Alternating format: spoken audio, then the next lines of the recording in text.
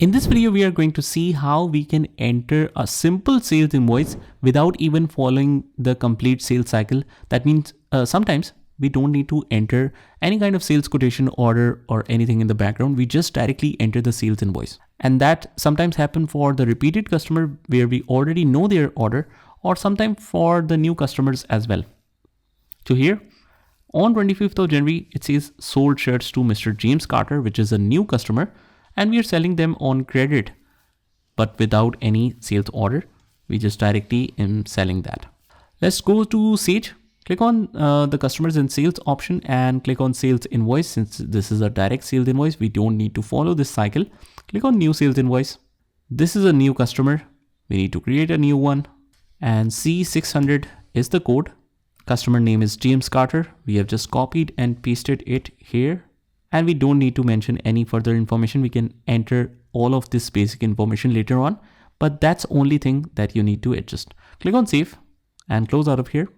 And now we head over to our invoice. Just select that customer. Transaction date is 25th of January and due date is automatically set.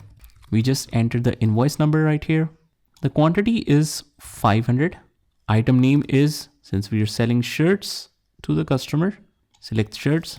Unit price is 400, which makes the total to 200,000. If you want to check the journal entry effect, even without saving it, you can do it from the top.